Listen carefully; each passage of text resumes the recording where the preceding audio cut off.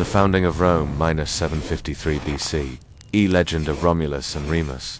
A gentle dawn over ancient Italy. The sun, it rises over the Italian peninsula, over the river Tiber, where the slow mist from the river hangs heavy with the scent of honeysuckle, and the dawn air chills the tops of green hills as the light paints them gold. It's the kind of morning where the sound of birds fills the quiet valleys, and the dewdrops glisten like diamonds on the tall grasses, sparkling jewels scattered across emerald fields. This is Italy in the year 753 BC. And here at the foot of the Alban hills, the river Nile winds its way to the sea, carrying with it tales of a new beginning, the birthplace of a legend. This is more than just history. It's a story passed down for hundreds of years through the voices of bards and storytellers around crackling fires. A tale woven into the very fabric of a civilization. Now gather close, for I am about to share with you the saga of Rome, the story of Romulus and Remus, two brothers whose fates were intertwined with the destiny of an entire city. Their courage, their ambition, and their unwavering spirit will echo through the ages, shaping the course of history forever. But before we dive into the annals of time to meet these legendary figures, let us take a moment to appreciate the world they inhabited. Imagine standing on the banks of the Tiber, watching the sun rise over rolling hills dotted with grazing sheep and herds of cattle. In the distance, you hear the distant sounds of hammers ringing as skilled artisans shape bronze and iron, and the air is filled with the sweet aroma of grapes ripening in the sun, soon to be pressed into wine. This was a time when Italy was a tapestry of small independent states, each with its own customs and traditions. But change was on the horizon, and the seeds of something great were just beginning to sprout. The Mediterranean, with its sparkling waters, was a bustling hub of activity. Merchant ships laden with precious goods sailed from distant lands, bringing with them exotic spices, fine fabrics, and tales of faraway adventures. The people of this era were a vibrant mix of cultures, with Greeks, Etruscans, and others from across the known world, contributing to the rich mosaic of life along the Tiber. But beneath this veneer of prosperity and cultural exchange, there were rumblings of discontent. The small Italian states were caught in a web of rivalries and conflicts, and the people yearned for a new dawn, a fresh start. Little did they know that fate had a grand design in motion, a plan that would unite the Italian peninsula under the banner of a single city, a city that would one day become the center of the Roman Empire. Now, in the midst of this tumultuous time, amidst the clash of cultures and the yearning for a new beginning, our story takes flight. Our tale begins with a pair of twins, Romulus and Remus, whose very existence was shrouded in mystery and prophecy. They were not just any ordinary twins. No, their birth was foretold by the gods themselves, destined to play a pivotal role in the founding of a great city that would change the course of human history forever. You see, their mother, Rhea Silvia, was no ordinary woman.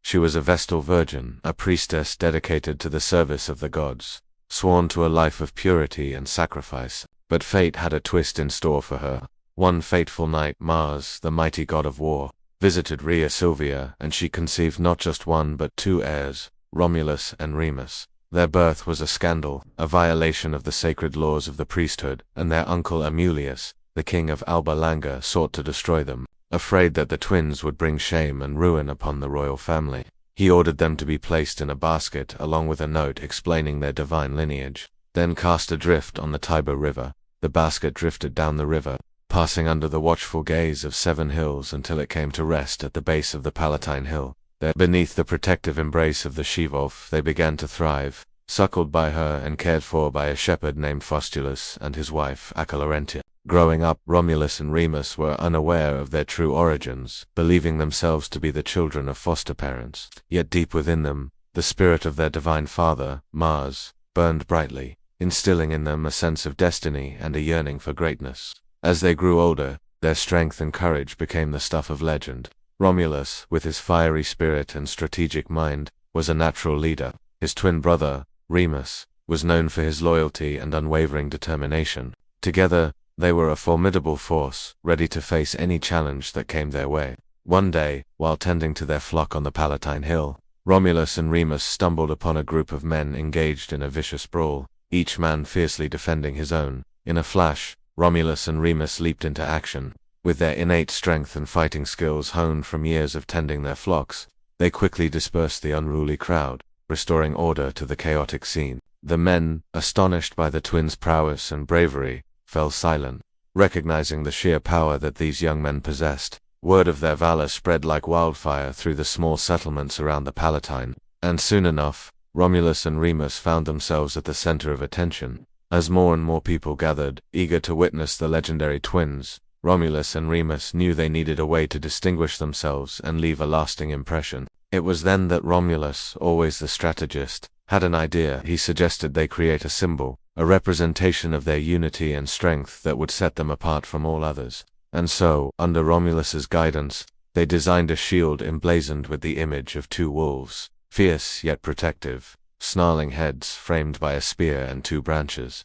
It was a striking sight that commanded respect and instilled a sense of awe in those who beheld it. The shield became their trademark, a rallying cry that echoed their unwavering bond and symbolized their commitment to justice and order. From that day forward, wherever Romulus and Remus went, the shield walked with them, a testament to their extraordinary bond and a reminder of the impact they had on the world around them. As the crowds roared their approval, Romulus and Remus took a moment to catch their breath, their eyes meeting over the heads of the awestruck onlookers. In that brief pause, they shared a knowing look, a silent acknowledgement of the bond they shared and the challenges they had overcome together. For though their paths might diverge in the days to come, the memory of that day on the Palatine Hill would forever bind them together as brothers, as warriors, and as the founders of a new beginning. But their story was far from over. For the future of Rome, their destiny, rested on the decisions they would make next. What dangers lay ahead for the twins? How would they shape the course of their city's fate? And what sacrifices would they have to make to fulfill the prophecy of their birth? The answers, they lay hidden in the annals of time, waiting to be uncovered in the chapters that lay ahead. And so our journey continues, taking us deeper into the heart of ancient Rome. Stay tuned for more thrilling tales from the legendary founding of the Roman Empire. If you find our videos informative and entertaining, please don't forget to subscribe and stay updated on all our latest content. Until then, keep exploring and stay curious. The next chapter awaits. Chapter 2, The Gods and the Fate of Alba Longa. A god in disguise sometimes. When you least expect it, your life can change in a heartbeat. Like seriously, a heartbeat. Take Mars, for example. He was the god of war, strong, fierce, and, well, a total player. One minute he was hanging out, throwing javelins at chariots or whatever gods do for fun. And the next, his attention landed on Rhea Silvia, a Vestal virgin locked up in a temple. And yeah, that didn't end well. We all make bad decisions sometimes, right? But this one took the cake. How did Mars, god of war, sneak into a temple without anyone noticing? Well, let me tell you, he wasn't stupid. Oh no, he was crafty, sneaky, and maybe just a tiny bit irresistible. See, Rhea Silvia, though a virgin, was still a pretty normal girl otherwise, and Mars, well, he knew how to charm the pants off anyone. He approached her as an old man, all shaky and doddering, so nobody paid any attention to him. He pretended to stumble around the temple, leaning on a cane and muttering to himself, and when Rhea Silvia showed pity and offered help, bam, Mars dropped the disguise.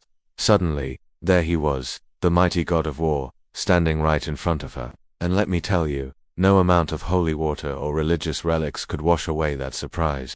I mean, you don't expect the hunky god of war to be lurking behind your broom closet, you know. Anyway, long story short, Mars and Rhea Silvia ended up doing what horny gods and, well, humans tend to do. And soon enough, Rhea Silvia found herself expecting twins. Talk about an unexpected twist. This wasn't some ordinary pregnancy. No sir, these weren't just any babies. These were Romulus and Remus, the legendary twin brothers who would one day become the founders of Rome. Mars might have thrown a few javelins at unsuspecting chariots for fun, but he definitely did not stick around for babysitting duty. No, that job fell on the good old wolf. Legend has it that a she-wolf living near the Tiber River found these abandoned babies and decided, you know what, these tiny humans are kind of cute, let's raise them as my own. And if you think that sounds crazy, just wait, because it gets weirder. Shepherd named Faustulus found the wolf and the twins and decided, hey, wolves are cool, but shepherding is my jam. So he took the kids home and raised them as his own, probably with a lot of confused looks from the other shepherds. Talk about a village. But as the boys grew up, their true origins became known, and everyone started wondering, should we tell them who their real parents are? Spoiler alert, they found out anyway. And when Romulus and Remus learnt they were related to the war god Mars and descended from the royal line of Numata, they were pretty pumped. Suddenly being orphans didn't seem all that bad. They were basically royalty, and it was time to take action. First order of business, find Amulius and kick him off the throne of Alba Longa. Why, you ask? Well, sibling rivalry, revenge, and let's be honest, those two go together like peanut butter and, well, more peanut butter. Plus, Romulus and Remus were hot. They were determined, driven, and had the divine blood of Mars pumping through their veins. In a nutshell, they were the kind of leaders who wouldn't take no for an answer. Meanwhile, Amulius, blissfully unaware that a couple of rugrats were planning his dethronement, was hanging out in his fancy palace in Alba Longa, probably sipping wine and counting his ill-gotten gains. Life was good. He had power, wealth, and he was pretty sure no vengeful twins were plotting against him. Nope, none whatsoever. Chapter 3: A Kingdom Lost and a City Found. After sending a bunch of messengers packing, Amulius finally said, "Screw it, I'm going hunting," and off he went, leaving his royal duties to his servants. But you guessed it, this was part of the twins' plan. Romulus and Remus waited until Amulius was gone and then stormed the palace with their wolf-pack army. Amulius, who probably should have listened to those messengers, was busy running around the forest like a headless chicken, tripping over trees and getting tangled in bushes. His hunting buddies were nowhere to be found, and the only company he had was a chattering squirrel and a very judgmental owl. Now, I'm not saying Amulius was a lousy hunter, but let's just say he wasn't exactly John Wick. Back at the palace, the twins wasted no time taking over. Soldiers loyal to Numata rose up, cheering for their rightful king. And Amulius' goons either ran away faster than Usain Bolt or decided joining the winning team was a great idea. And who can blame them? Soon Numata was back on the throne where he belonged, and Alba Longa was a happier place once again. But our boys weren't done yet. Next stop, founding the greatest city the world had ever seen, Rome. Unfortunately, legend says they couldn't agree on where to build it. Romulus wanted it here, Remus wanted it there, and before you know it, they were arguing like siblings do. Then Romulus got pissed and hurled an insult at Remus, the ultimate "Hey, Remus, by the count of birds, you're grounded." Yep, Romulus challenged Remus to count the birds flying over the Palatine Hill. Whoever counted more would win the argument. And Remus, thinking he was the bird whisperer or something, accepted. But guess what? When Remus saw twice as many birds as Romulus, he just had to rub it in his brother's face. That's when Romulus pulled out his trusty dagger and plunged it into Remus's chest. Whoa, things were about to get real messy. And while the details vary between different versions of the story, the outcome is pretty much set in stone. The twins split over the location of their new city, and the rivalry ended in bloodshed. It's a tale as old as time, really. Family squabbles over property, betrayal, murder, the usual stuff you hear every day. It's all just another Tuesday in the neighborhood. Chapter 4: The Birth of an Empire. As you might have guessed, killing your twin brother kind of puts a damper on your plans for world domination. But Romulus, despite his murderous streak, was nothing if not resourceful. He quickly put together a coalition of allies and set about founding the city of Rome. Legend says he chose the spot where Remus had insulted him, marked it with a ritual, and boom, the foundation was laid. But the story doesn't end there. No sir, Romulus and his crew went on to create a civilization that would shape the ancient world. They introduced the Roman system of government, which laid the groundwork for representative democracy. They established a legal system that, well, let's just say it inspired the phrase Roman law. They built infrastructure projects that would make any modern city blush, including roads so advanced they earned the nickname Roman roads. Plus, they developed a language so influential it eventually became the lingua franca of Europe, aka Latin, the language of love, war, and pizza toppings. Now, the Romans didn't do everything right, let's be clear. They had a taste for conquering neighbors, building an empire on the backs of slaves, and generally acting like the gods of the Mediterranean. But in terms of laying the groundwork for Western civilization, they did alright. And it all started with the death of a twin. So remember, whether you're building a city or a life, the journey might be bumpy, but the destination could be epic. Just watch out for envious brothers with daggers. It never ends well. Thanks for watching. If you enjoyed this episode, show us you're watching until the end for exclusive content and early access to new episodes. Chapter 3: Rhea, Silvia, and the Divine Birth. The last rays of daylight were filtering through the trees surrounding the sacred grove when Numata, king of the Alban people, emerged from the thicket. His heart was heavy with worry. He had just escaped the clutches of his brother Amulius, who had usurped the throne of their father, King Matho, and was now ruling over Alba Longa with an iron fist. But his relief at escaping his brother's wrath was quickly overshadowed by concern for his only child, his daughter Rhea Silvia, who was still in the city. He had been forced to flee for his life after Amulius had discovered his plan to escape. In his haste, he had left Rhea Silvia behind, trusting that his brother would not dare harm her because she was the priestess of Vesta, the sacred hearth goddess of the Romans. But he knew Amulius well enough to be worried about it. What if his brother went rogue? With this thought gnawing at him, he couldn't help but quicken his pace. Meanwhile, inside the city, Rhea Silvia was indeed in danger. Her uncle, Amulius, had sent 2 armed men to take her to the temple of Vesta, where he planned to force her to become a Vestal virgin, effectively ending any chance of her marriage and giving him sole control over the succession. Rhea Silvia resisted as best as she could, but how could one woman fight off 2 strong men? She eventually gave up, realizing there was no escape. Once inside the temple, she collapsed on the marble floor, tears streaming down her face. Vesta, however, took pity on her and used her divine powers to put the men to sleep. When they awoke, they found themselves outside the temple, having seemingly experienced a dream. Relieved and grateful to Vesta, Rhea Silvia knew she wasn't out of danger yet. She could hear the shouts of men approaching. She quickly hid under a statue of the goddess and waited for them to pass. As soon as she heard their receding footsteps, she slipped out from her hiding place and ran into the forest. She didn't know where she was going, but she kept running until her lungs burned and her legs ached. Eventually, exhausted, she collapsed onto a nearby hill, falling fast asleep. When she awoke, she found herself in a clearing and couldn't help but marvel at its beauty. There was a small pool of water surrounded by tall, lush grass and trees, and in the center of it all stood a majestic oak. As she drank from the pool, she noticed a man sitting on the grass nearby. At first, she was frightened, but as she got closer, she saw that he was asleep. Startled, she wanted to run away, but her feet seemed glued to the ground. And as she struggled to free herself, she heard a voice. "Do not be afraid, Rhea Silvia. I mean you no harm." Startled, she looked around to find the source of the voice, but couldn't see anyone. Then she turned back to the man and saw him standing before her, dressed in military garb. His presence radiated power and authority. He introduced himself as Mars, the god of war, and explained that he had been watching over her since she was born. He told her that he had come for her because she was destined to bear his children. Overwhelmed by his words, Rhea Silvia protested that she was just a simple priestess, and that she was unworthy of being the mother of gods. Mars, however, was persistent. He told her that it was destiny, and that she had no choice in the matter. To prove his point, he removed his helmet, revealing his true form, a powerful and handsome god. Still, Rhea Silvia refused to accept him, pleading that she was a virgin consecrated to Vesta. Mars, however, was not deterred. He told her that her virginity meant nothing to him and that he wanted her as his lover. Overwhelmed by his power and unable to resist, Rhea Silvia gave in and allowed him to touch her. For a moment, they were lost in each other, the mortal girl and the powerful god. But soon it was over and Mars disappeared, leaving Rhea Silvia alone in the clearing. As she sat there, she realized that she was no longer a virgin, and that she would soon bear Mars's children. Amulius, meanwhile, was growing increasingly frustrated.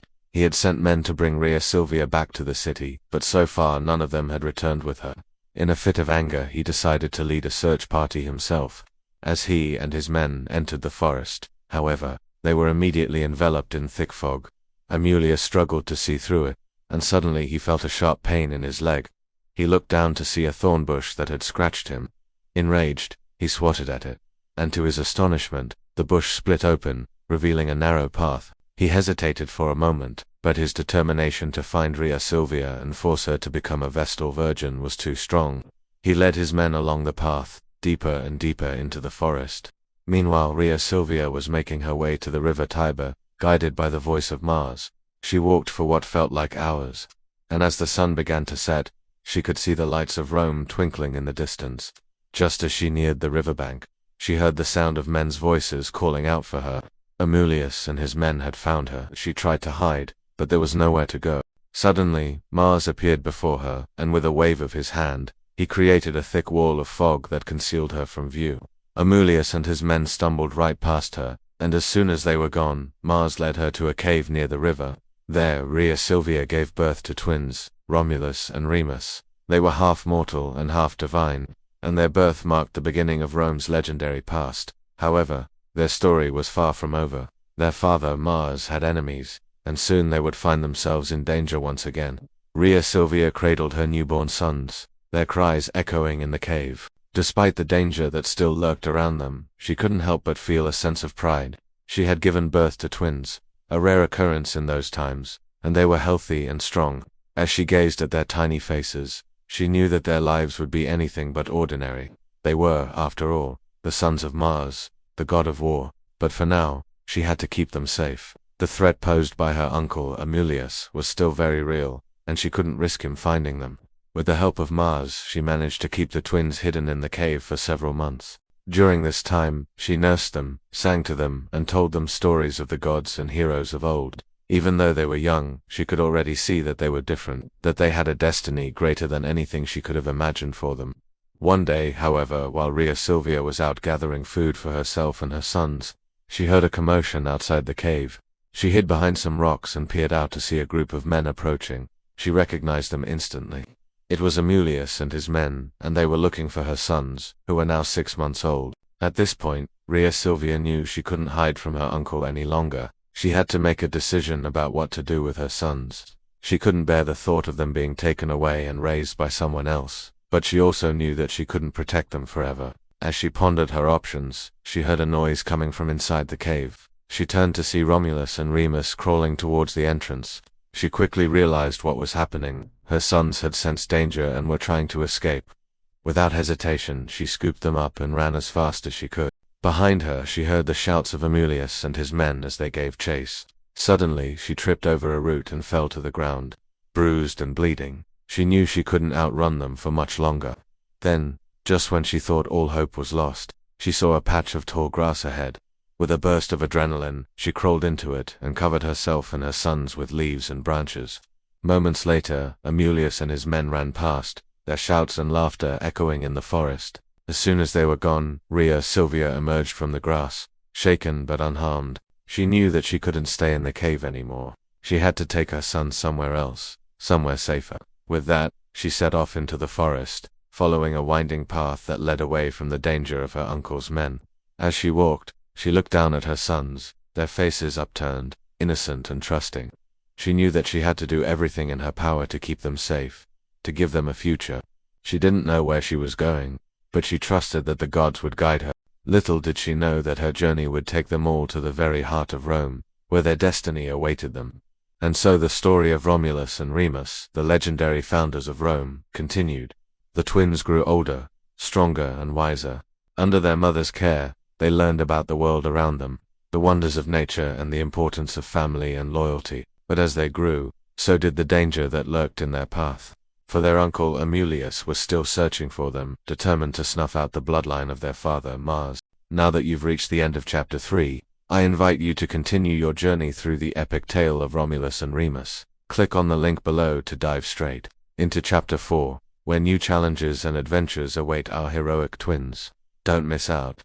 Click now and let the adventure continue. Welcome to the story of Romulus and Remus, where we bring you the best and worst of ancient Rome.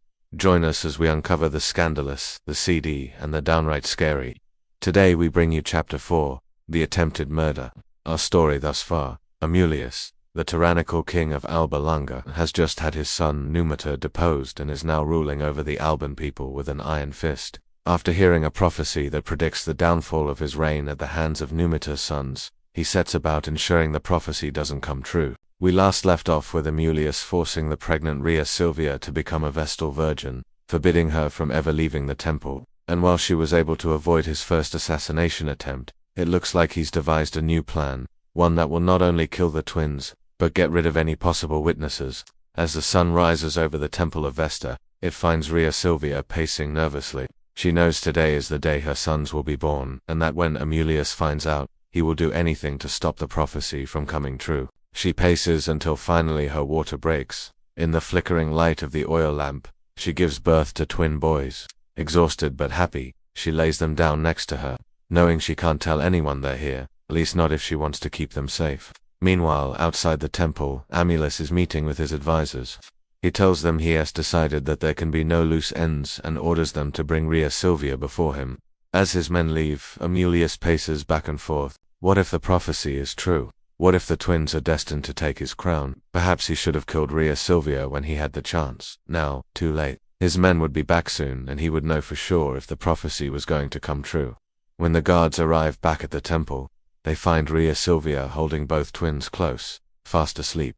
Amulius watches as they are brought before him. He demands to know if they are, in fact, boys. They are. Amulius growls. So be it. It's decided then that the twins will be killed. One of the guards steps forward, but Rhea Silvia throws herself in front of the twins, begging for their lives. Amulius ignores her pleas and tells the guard to take the children to the banks of the Tiber River and leave them there, to die. Once the guard takes the twins from her, she collapses to her knees in defeat. The guard walks the short distance from the temple to the river, all the while bouncing the basket containing the twins. When he gets to the bank, he opens the basket and gently places the infants inside. Then he covers them with leaves and cloth, making sure they're warm and comfortable. The guard then takes a small branch from a nearby tree and writes on the ground, "These children are the heirs of the house of Alba. If anyone finds them, beware the wrath of Amulius." He makes sure this message is clear and obvious. Then, after one last glance at the basket, he runs back to the city. Now, by Roman custom, the guard isn't technically supposed to kill the twins, but by leaving them by the side of a river, it is almost certain they will die. Plus, if anyone does find them and tries to raise them, Amulius will know, thanks to the message in the sand, and he will punish them severely. Some time passes and the sun begins to set, painting the sky in hues of orange and purple. The current of the Tiber continues to flow steadily, carrying with it the basket with the sleeping twins inside. As night sets in, an owl hoots in the distance and a wolf howls on the bank. The sound of crickets fills the air, they're chirping a lullaby to the two infants. Suddenly, a flash of lightning illuminates the sky, followed by a rumble of thunder. The storm, which has been brewing in the distance, has arrived. Heavy raindrops begin to fall, quickly turning the ground to mud. Some of the water flows into the basket, startling one of the twins who begins to cry. Thankfully, the other twins' cries are drowned out by the sound of the rain and the wind. As the minutes pass, more and more rain falls, causing the water level of the river to rise. Soon, it's too high for the current to carry the basket any farther. The flow of the water slows, eventually stopping altogether. The basket is stuck under a bush on the bank, hidden from sight. Inside the basket, one of the twins continues to cry, but the other has fallen back asleep. The rain pours down around them. The wind picks up, whipping the trees and shaking the branches. Suddenly, there's another flash of lightning, followed by a loud clap of thunder. The basket tips over, startling the crying infant. He lets out one final cry before falling silent. On the bank of the Tiber River, high up in a fig tree, sits a large female wolf. She's the leader of a small wolf pack that hunts in the area. She has been watching the storm roll in and is concerned about what it might do to her den. The rain stops as quickly as it started, leaving behind a fresh, earthy smell. The clouds part, allowing the moonlight to illuminate the wet, leafy ground. The wolf jumps down from the tree and begins to sniff around the base. She can hear the sound of running water and follows it to the spot where the basket is lodged under the bush. She looks around, but because of the darkness and the rain, sees nothing. The wolf sniffs the basket, her ears perking up at the sweet smell of a baby. She looks around again, then nudges the basket with her nose. Startled by the movement, the lone surviving twin cries out. The wolf immediately jumps back. After calming down the twin, the wolf cautiously approaches the basket once more. She can hear the sound of his breathing and knows whatever is in the basket is alive. She nudges the basket with her nose, and when she hears the twin cry out again, she decides to take action. The wolf uses her teeth to rip open the basket, then carefully removes some of the leaves and cloths to make sure the child isn't hurt. He's fine, just scared. Gently, the wolf licks the child's face, trying to soothe him. She knows she needs to do something quickly. If he's left here, he won't survive the night. Wrapping the child in the torn pieces of the basket, the wolf carries him back to her den, cradling him close. There she lays him down next to her pups who are fast asleep. She curls up around him, keeping him warm. And just like that, the night passes without incident. As the sun rises, the she-wolf wakes and nudges one of her pups. She needs to go back to the river and see what happened to the other twin. Carrying the pup she just woke, she heads to the fig tree. From here she can see down to the river where she left the basket. She finds the second twin still inside, wrapped tightly in the basket. She nudges him gently, then picks him up and cradles him close, bringing him back to the den. There she lays him down next to his brother, who's also woken up. The two look at each other for a moment, then break into smiles. The she-wolf curls up around them, her heart full. She may not be their mother, but she will do everything in her power to make sure they survive.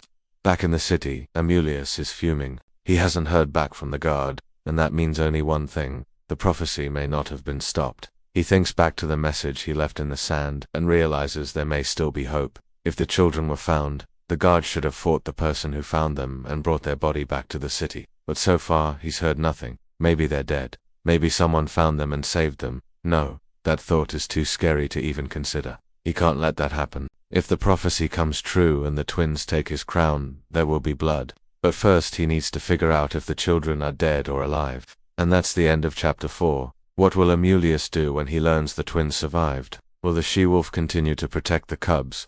How long can they hide from Amulius's men? Let us know your thoughts below. Be sure to subscribe and ring the bell to stay up to date on all our uploads. And don't forget to like this video for more stories of ancient Rome. Thanks for watching.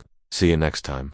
This is chapter 5 of the story of Romulus and Remus, brought to you by the author. Let's get into it.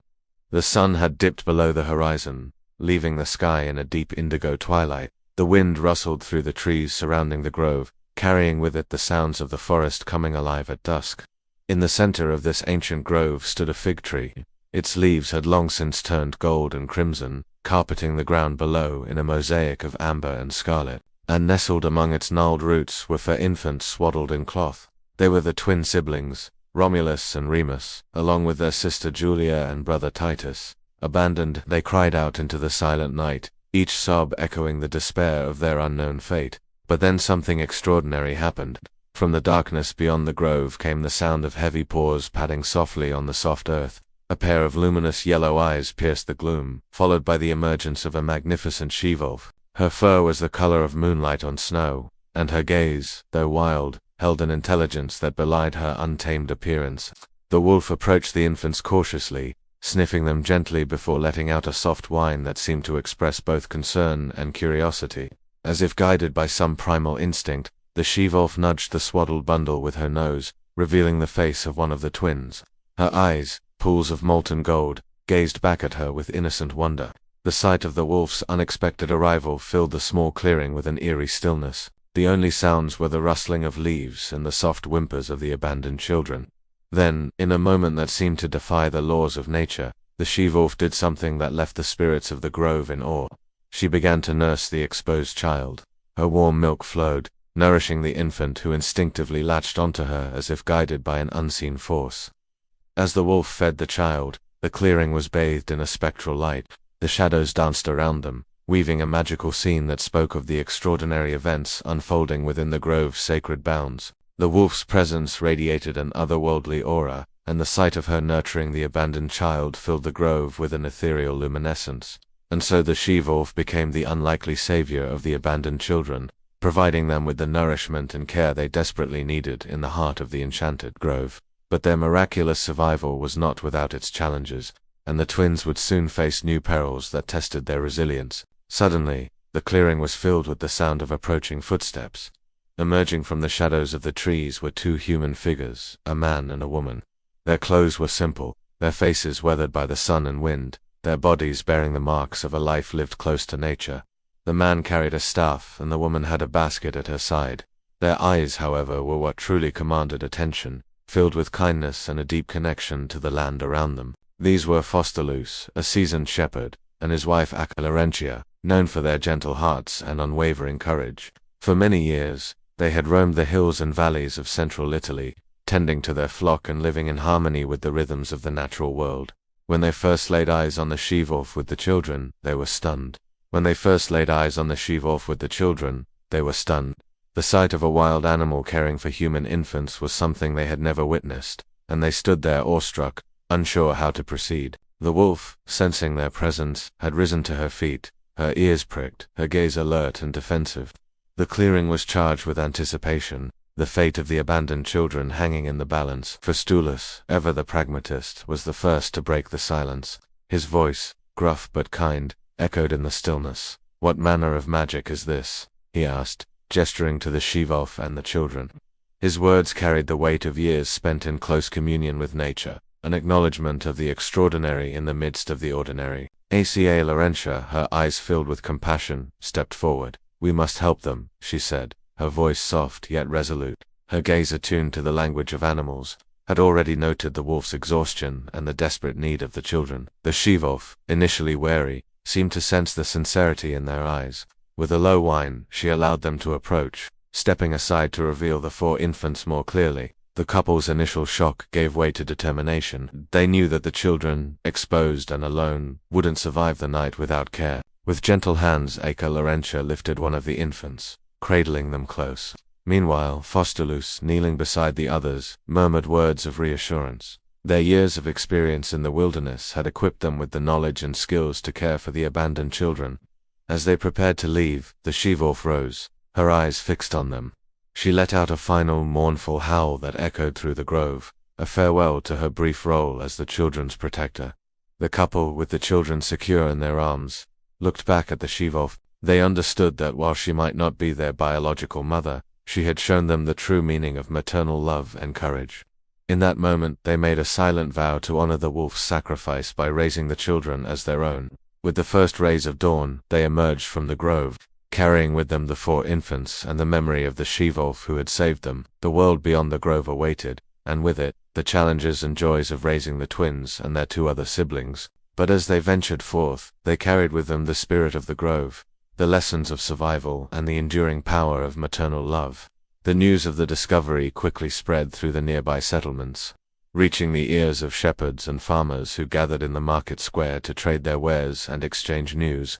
Among them was a young hunter named Amaranthus, renowned for his skill with a bow and arrow and his deep reverence for the creatures of the wild. He listened intently as the townspeople recounted the tale of the she-wolf and the children, his mind racing with questions and theories. Could this be the work of the ancient gods, testing the boundaries between humans and animals? Or was there a more earthly explanation for the wolf's actions?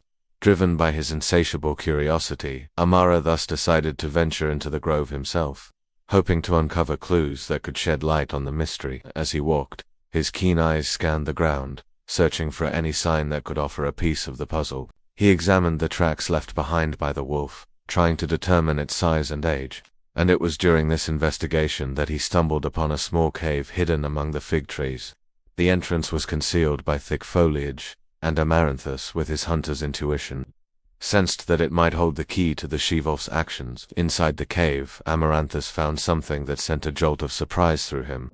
It was a necklace, not just any necklace, but one that bore the emblem of the Luperci, an ancient order of Roman priests dedicated to the worship of Faunus, the god of the wild, and protector of shepherds and herds. This discovery hinted at a connection between the she-wolf and the Luperci, perhaps even suggesting that the wolf was not merely an ordinary animal, but held some mystical significance. With renewed determination, Amaranthus returned to the village to seek out the Luperci's temple. There, amidst the scent of incense and the murmur of prayers, he hoped to find answers to the enigma of the she-wolf. As the sun climbed higher in the sky, casting long shadows through the grove, Amara thus stood before the altar in the temple of the Luperci, his mind still grappling with the mystery of the she-wolf and her connection to these ancient priests.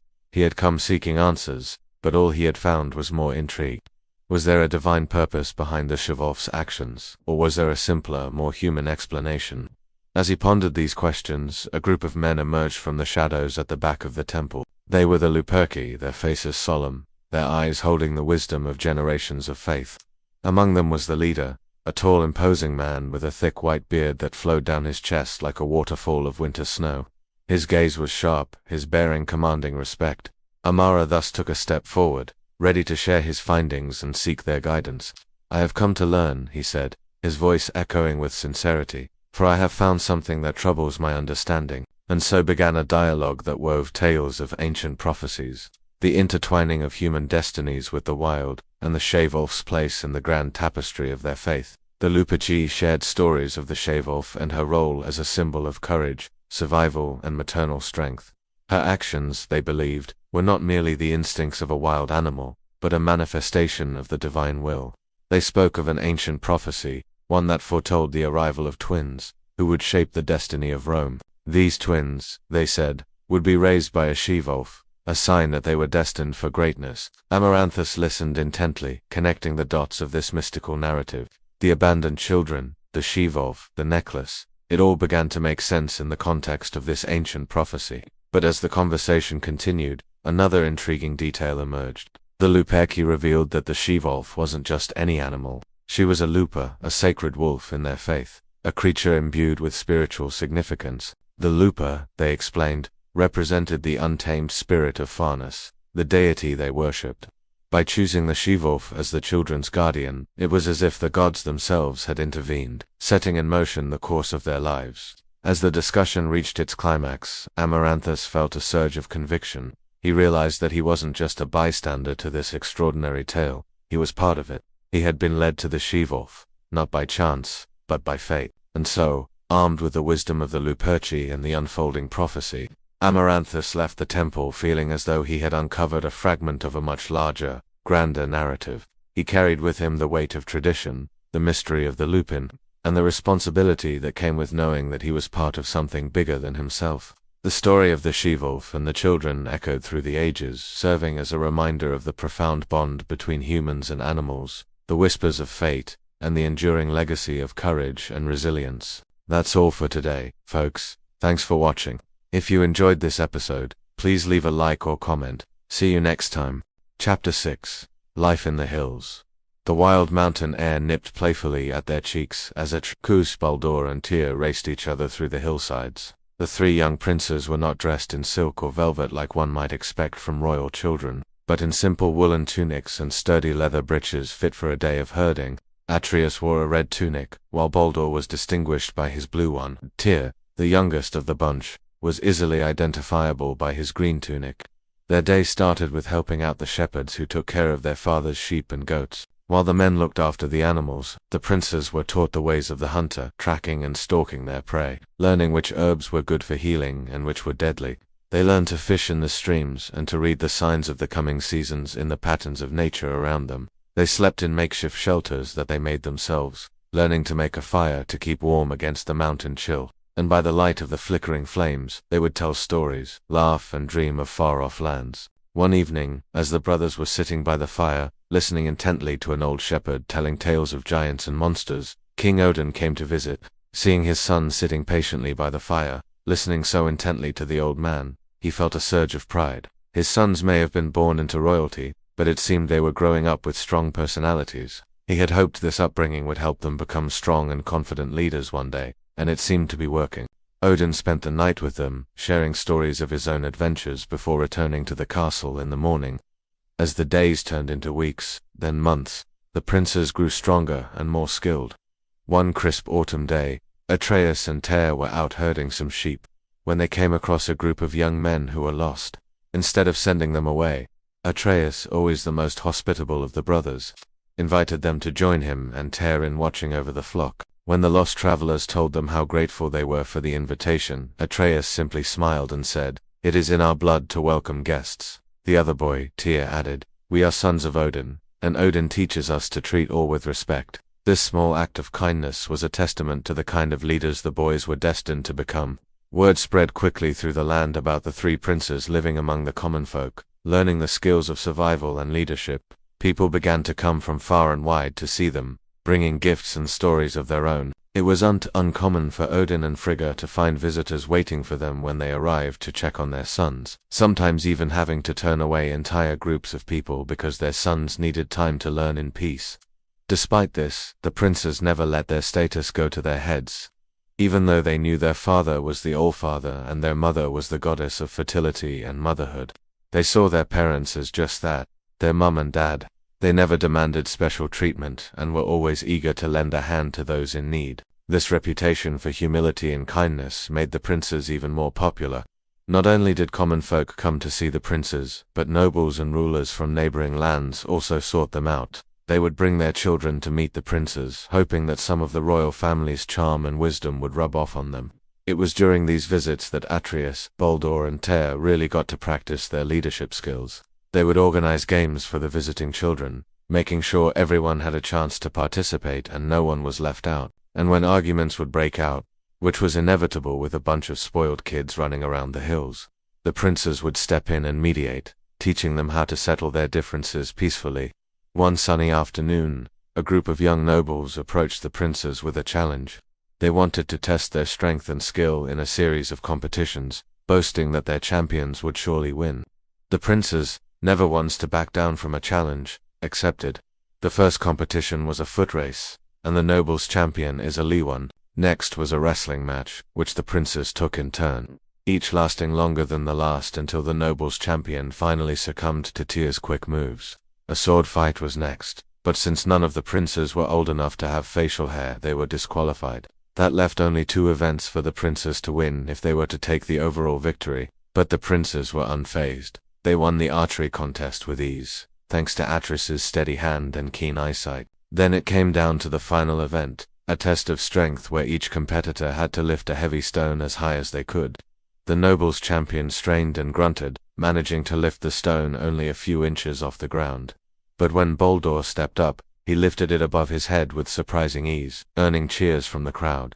The princes had won, but it wasn't the victory that made them the most popular.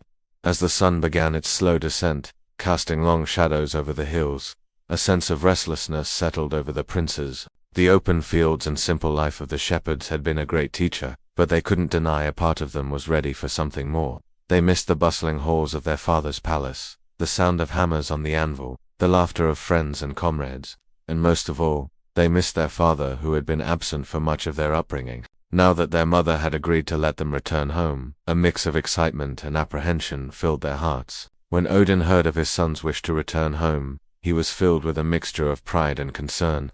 He was proud of the young men they had become, strong, confident, and respected, but he was worried about how they would adjust to life back at the palace after living so freely in the hills.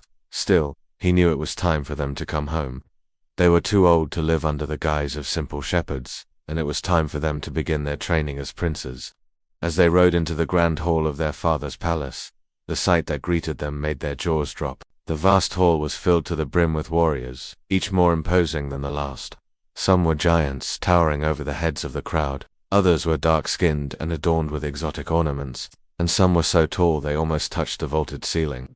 The princes had heard tales of the great Einarger, the warriors who died in battle and went to Valhalla, but nothing had prepared them for seeing them in person. These weren't just hulking brutes, but were clearly highly trained fighters, their every move exuding power and grace. The hall buzzed with activity as warriors from different lands shared stories of their battles and victories. The princes watched in awe, feeling like young pups witnessing a pack of wolves for the first time. Tyr nudged Atreus, his eyes wide with wonder. "Do you think we'll get to go on adventures like them someday?" he whispered. Atreus squeezed his brother's shoulder reassuringly. "Of course we will, little brother. But for now, let's just enjoy the stories." Baldur, ever the observant one, noticed their father watching them from a distance, a small smile on his face.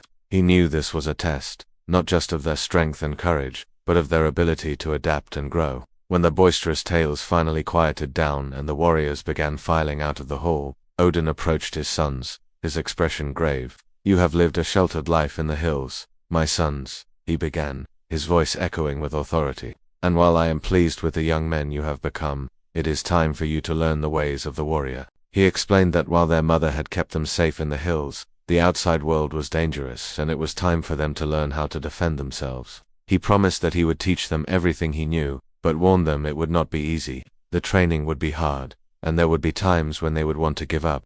But Odin believed his sons were strong and brave, and he had faith they would rise to the challenge. Atreus nodded, his gaze unwavering. "I am ready, father." Baldur, ever the thoughtful one, asked, "What about Tyr? He is still young." Odin placed a hand on Tyr's shoulder, his expression softening. "Do not worry, Baldur. Your youngest brother is stronger than he looks. He will be ready when the time comes." Tyr puffed out his chest, determination shining in his eyes.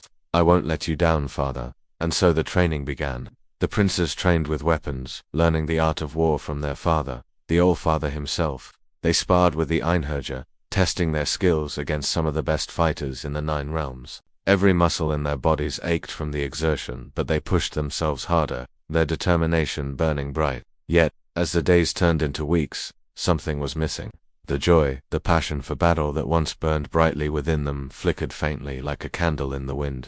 One evening, as the princes sat by the hearth, their faces illuminated by the dancing flames, Odin approached them. "You train well, my sons," he began, his voice echoing with authority. "But I see a lack of joy in your fighting. Fighting without joy is a waste of time." He explained that true warriors fought not just because they had to, but because they loved it, because it was an art form. To be a warrior was not just a duty, it was a way of life. The princes looked down at their hands, their gazes distant. Atreus, always the most outspoken of the brothers, was the first to speak. "But why, father? Why do we need to fight? We have you and the Einherjar to protect us." Odin sat down beside them, his expression grave. "You are right," he admitted, "but that does not mean you should shy away from your responsibilities. A true leader does not cower in the face of danger. They stand up and fight, not just for themselves, but for those they care about." He looked at each of them in turn, his eyes blazing with intensity. "Do you understand what I am saying?" The princes looked up at their father, their gazes now determined. "Yes, father," they replied in unison.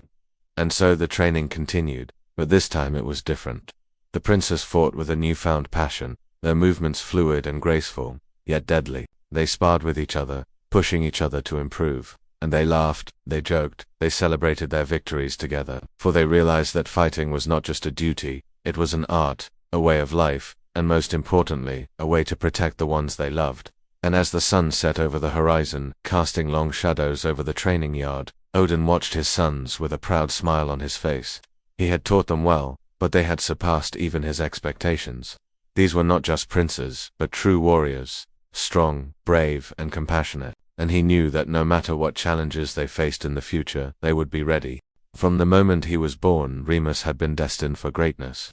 But would his twin brother Romulus stand by him as they fought to claim what was rightfully theirs? Or would jealousy and rivalry tear them apart? In the last chapter, we saw that Amulius, king of Alba Longa, had set a terrible challenge for his nephew Romulus. He ordered him to yoke two swift oxen together, then drive them across the entire Italian peninsula in only one day. It seemed impossible, but Romulus knew that if he didn't succeed, Amulius would kill him. So, with the help of a friend from childhood named Evander, he managed to complete the task before sunset. But while the two friends were celebrating their victory, they were set upon by a group of armed men. These were the most brutal of Amulius's soldiers, and they had tracked Romulus all the way home.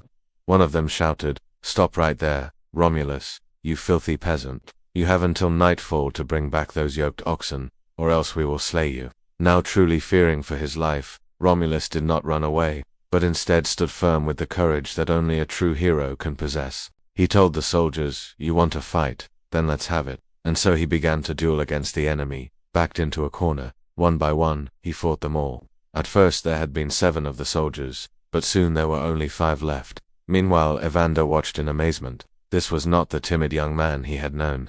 For so long, Romulus had been hiding his true strength, biding his time, waiting for the day when he could reclaim his birthright. Finally, the last soldier fell, defeated by Romulus's strength and fury. Then, with a broken body and bloodied hands, Romulus looked up at Evander and said, "It is over.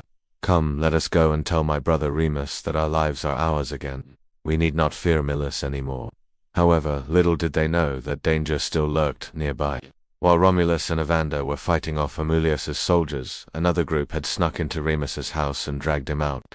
They had planned to capture Romulus, but when they arrived, they found him absent. So instead, they took his twin brother Remus hostage. Remus woke up bound with ropes and gagged so that he couldn't call for help. The men who had captured him shoved him into a sack along with some other captives. "Where are we going?" cried one of the prisoners. "I don't know," said Remus, "but wherever it is, we shan't be alive to come back." To lift the heavy sack, the men used a cart. They loaded it up, along with several others just like it, then drove them all away from the city of Alba, deeper and deeper into the heart of Italy. Meanwhile, Romulus and Evander had finally made it home, but their joy was short-lived. As soon as they entered the house, they realized that something was wrong. Their bedroom was empty and the door to the courtyard was wide open. Remus was gone. Romulus immediately looked up to the sky and cried out, "Oh heavens, where has my brother gone? What has happened to him?" Then Evander came up with a plan. "Let us follow in the direction of the road leading away from the city. Surely your brother wouldn't have gone far." So they did.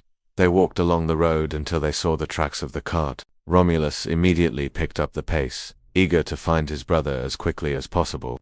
Suddenly they heard the distant sound of singing, and as they got closer they realized that it was coming from the men who had taken Remus away. Romulus and Evander hid in the bushes and saw that the men had stopped to rest and make camp for the night. Around a crackling fire sat several men, drinking wine and singing songs, while the prisoners were forced to watch. One of them was Remus. His eyes were downcast, but even so Romulus could see the determination in his stance. He wasn't about to let these men break his spirit. When the men finally fell asleep, Romulus crept closer to the fire and cut the ropes that bound Remus. His brother was so surprised to see him. "How did you get here?" he whispered. "I followed you, but why did you take the men's cart?" Romulus asked. "Because I knew we could hide in it during the day and no one would ever know," Remus replied. "And now is our chance. Let us leave before the men wake up." So the brothers climbed into the cart and covered themselves with sacks. The journey continued throughout the day and into the evening. Finally, around midnight, the cart stopped moving. Remus and Romulus peeked out from inside and saw that they had arrived at their destination. They could hear men shouting and making merry. Remus and Romulus slipped out from under the sacks and listened closely. From what they could gather, the men were talking about a great feast that was taking place in honor of the god Faunus. And who was Faunus, you might ask? Well, he was the father of Romulus and Remus, the king of Alba Longa. In other words, the brothers had returned to their ancestral home. Only they did not know it yet. Peeking out from behind a tree, they saw many torches lighting up the courtyard of a large palace. There were tables laden with food and drink, and many noble men and women were laughing and dancing. The brothers exchanged glances. Could this be the place where they had been born? Suddenly, Remus pushed past Romulus and marched toward the palace. "Excuse me," he called out to one of the servants. "Could you please tell me who this place belongs to? And who am I speaking to?" "This is the house of Faustulus," the servant replied, "and I am his servant." "What business does he have with you?" "I am related to him, though I do not know how," Remus said. "He must be my uncle, and I am looking for my cousin, the king." "Ah, you must be the twins whom our master took in all those years ago," the servant said. "He often speaks of you both. Please come with me. I will take you to him." So the servant led the brothers through many twists and turns until they arrived in a large reception room. Sitting on a nearby couch was a man of about 50 years old. He had a regal bearing about him, and his eyes twinkled with kindness. Remus immediately noticed a golden crown on the table beside him, and it dawned on him that this must be his uncle Faustulus, the rightful king of Alba Longa. "Uncle," the servant said, "these two young men say that they are your nephews, the sons of the late King Numitor." Faustulus's eyes widened in surprise. "Is this really true?" he asked. Remus and Romulus nodded in unison. At that moment Faustulus rose from his seat and embraced the boys tightly. "You are welcome in your ancestral home," he said. "Tell me, how did you escape the clutches of Amulius?" Remus explained how Romulus had defeated all of Amulius's soldiers, and how he himself had escaped in the cart with some others. "Amulius is a tyrant," Faustulus said angrily, "but now he has met his match. With the two of you here, my brothers, to help me, I am sure that we shall soon be rid of him." After hearing these words, Romulus and Remus looked at each other. At last, they had found their true family and reclaimed their birthright. The brothers wasted no time in planning their next move. Romulus was eager to take action and defeat Amulius once and for all. However, Faustulus advised caution. "We must be strategic," he said. "If we are to win the support of the people, Amulius has ruled for many years, and they have grown accustomed to his tyranny. It will not be easy to convince them to rise up against him." Despite his uncle's wise words, Romulus could not contain his anger. "I do not care if only a few support us. I will fight for our cause," he declared.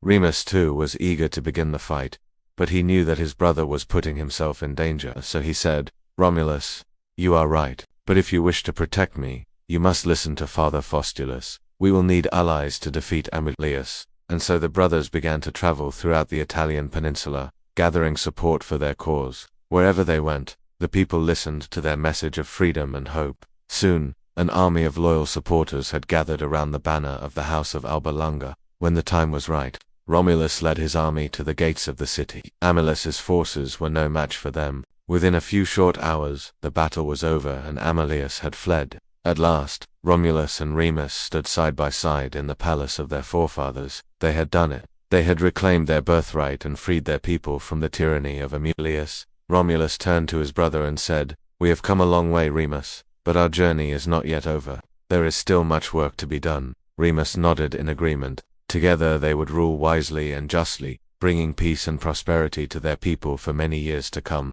Hey there, my young viewers. Thank you so much for joining us today. If you enjoyed the story, don't forget to give us a thumbs up. Also, if you haven't already, Please subscribe so that you never miss an exciting episode. Until next time, goodbye. Chapter 8: The Fall of Amulius. Where last episode we left off, Romulus and Remus had just killed their great-uncle, Amulius, fulfilling the prophecy that said that one of them was going to kill the other or be killed by the other. And they're both sitting there, like, oh, gee whiz, what do we do now? Well, let's find out what happens next in Chapter 8, The Fall of Amulius. So, first things first, if Amulius is dead, who's gonna take his place on the throne?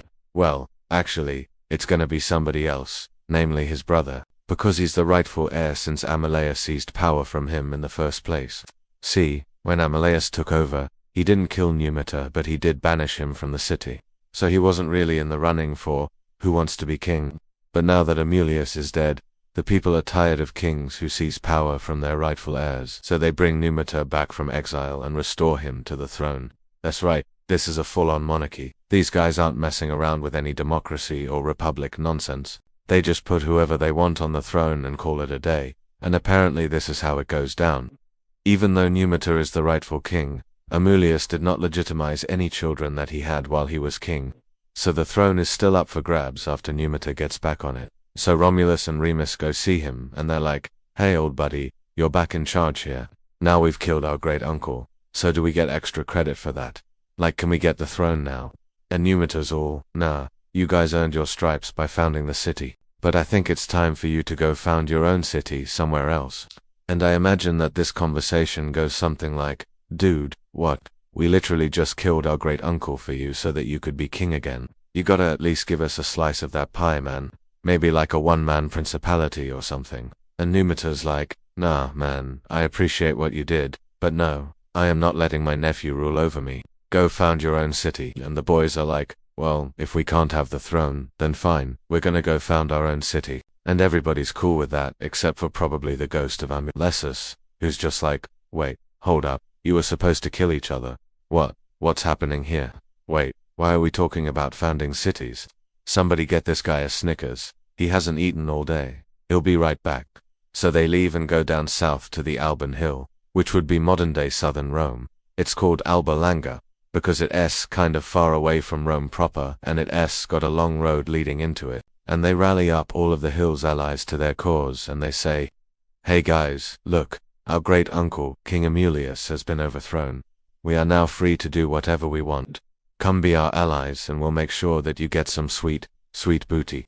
And the people are like, great, count me in, except for one group, the Sabines. The Sabines are like, no thanks, man, we're good. We don't like you guys very much. Plus, we already have a king, thank you very much.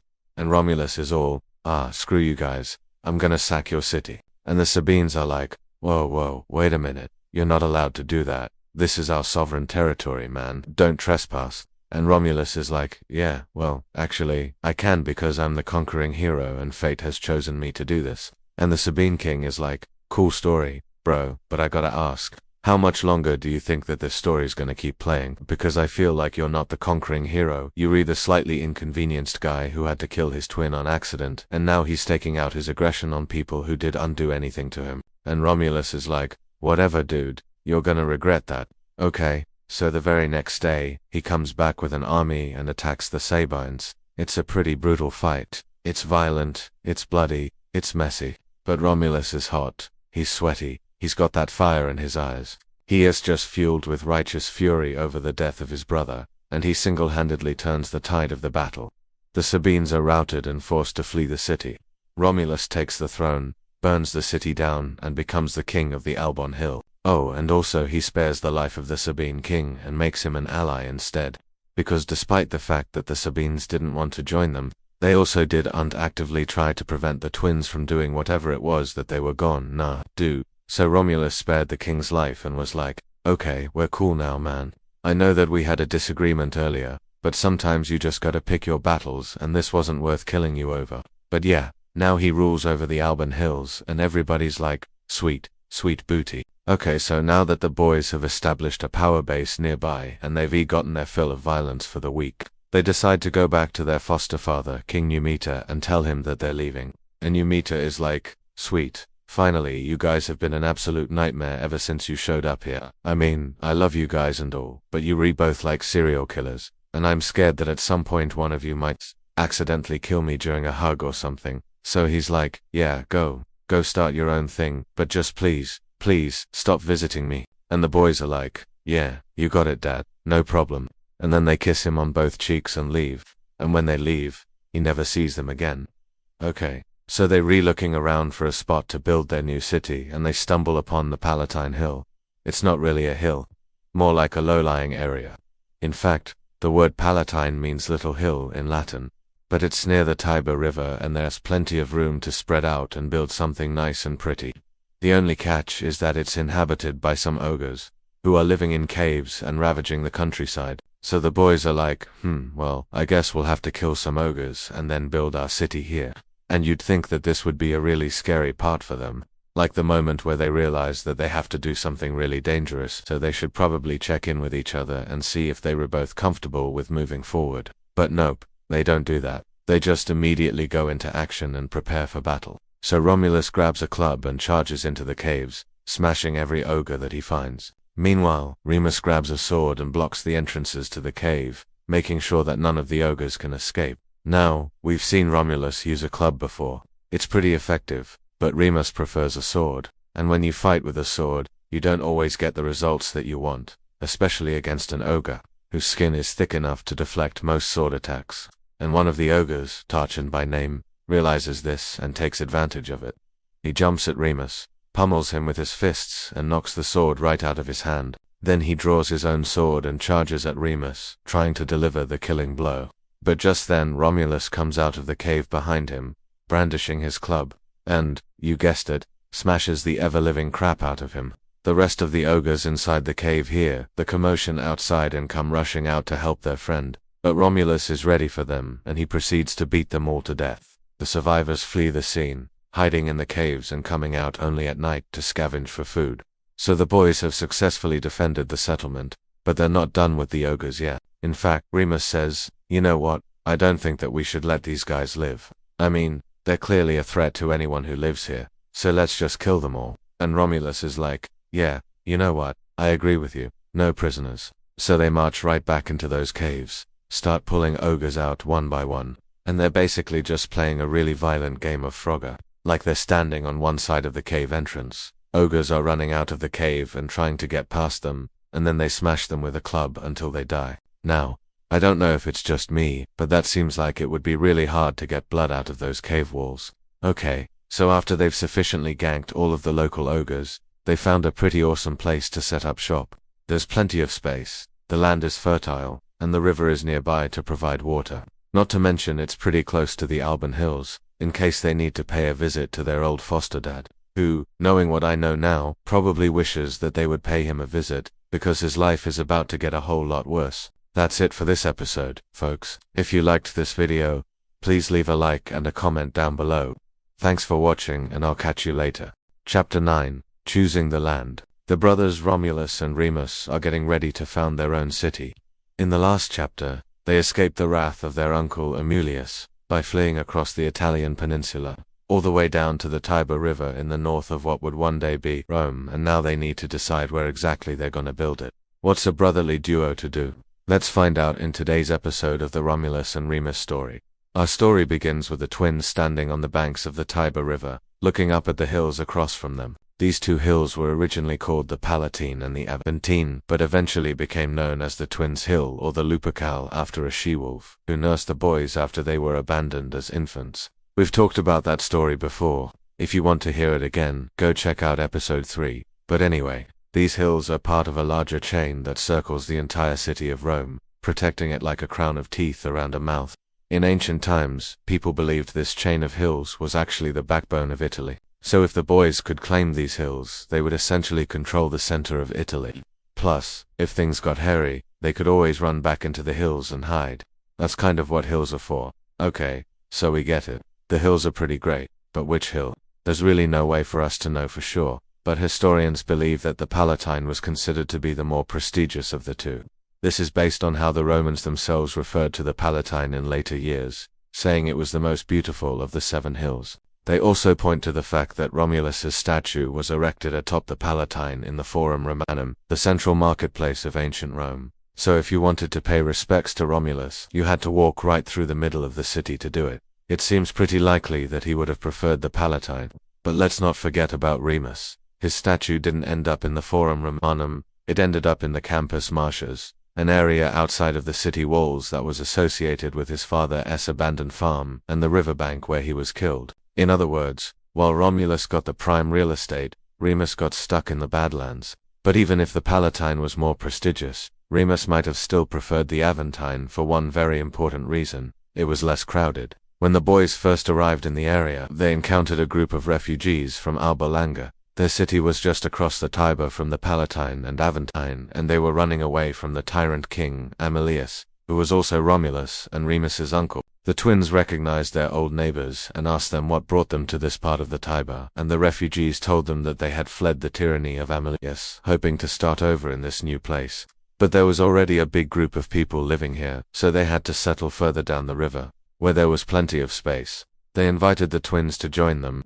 Life would be easier if they had more hands to help, but warned them not to get in the way. Whatever they planned to do, it would have to be built further down the river, too. The land near the hills was taken, so if Remus wanted to build a city of his own, he would have to build it far from the action, probably down by the marshes. Romulus, on the other hand, could either build alongside the refugees or take the more prestigious Palatine and start his own settlement there. Now, don't get me wrong, both of these options were completely viable for founding a city, but Romulus knew which choice was going to lead to a better kingdom. To make matters worse for Remus, the god of war, Mars, visited him in a dream and ordered him to settle along the Tiber. Remus protested that the land was already occupied, but Mars insisted that his destiny was to rule from the banks of the Tiber, even if it wasn't the most prestigious location. The decision was out of his hands. He should move to the empty land far down the Tiber and establish a colony there. Everything was lining up against him. Romulus was destined for greatness, and Remus was destined for the boony. But the thing is, he didn't have to do it. See, here's the thing about choosing a piece of land to build your city on. You couldn't just ask the person who lived there if you could build your city there. No. You had to attack them, drive them out and kill anyone who tried to stop you. It was just how things worked back then. There were no zoning commissions or building permits. It was every man for himself. And to make matters worse for Remus, Romulus and his band of refugees didn't waste any time getting started. They formed an alliance with a neighboring tribe of shepherds, and together they attacked the Palatine.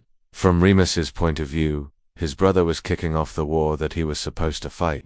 According to legend, he wasn't even present for the battle, but instead visited his friend, the shepherd king Tatius, who had been helping them since they first arrived in the area. As the fighting reached its peak, Remus stood up and shouted, "Stop, stop, brothers." The combatants heard his voice and slowly lowered their weapons. He then approached Tatius and demanded that he break the alliance with Romulus, but Tatius refused. Instead, he took Remus's side in the conflict. Now, this could have been the end of the story. With the help of his allies, Romulus easily defeated the Palatine and sent them fleeing to the Aventine, but Romulus didn't do that. Instead, he offered his enemies a deal. They could either become his subjects or move across the Tiber and live in peace. The Palatines accepted the deal, and soon Romulus was the undisputed ruler of the Palatine Hill. From there, it was easy for him to finish his construction project and dedicate it to his patron deity, Mars. The temple was huge, made entirely out of marble. It sat atop the highest peak of the Palatine, making it the tallest structure for miles. Around it, he constructed an entire neighborhood, complete with a forum, shops, workshops, public buildings, and housing. Before long, it looked just like the city of Alba Longa, except this one was bigger. It also happened to be twice as close to the Alban king's farm, where Amulius was hiding. The plan was for Romulus to use his new city as a base to launch a surprise attack on Amulius, who he would force to swear fealty to him and become a tributary of his new kingdom. For Remus, though, things weren't nearly as rosy. Without the help of his ally Tatius, he and his followers were vulnerable to attacks from nearby tribes. To make things worse, he was having second thoughts about attacking Romulus. Even though Romulus had technically started the war, Remus felt guilty because he had encouraged his followers to flee from Alba Longa and take whatever land they could get. If it hadn't been for him, they wouldn't have been in this mess in the first place. He didn't want to start fighting each other when they should have been working together to rebuild their lives. He did his best to hold on to his dignity though. Every day he went to the top of the Aventine and surveyed his kingdom. waiting for Romulus to make the first move, and it only took a couple days for him to do just that. Now, we know this story best from Livy's History of Rome, but it's worth pointing out that he's not our only source. Dionysius of Halicarnassus wrote his own History of Rome, and he tells the story of the foundation differently. In his version, Romulus and Remus fought over the Palatine after arriving in the area, but never actually over the location of the future city.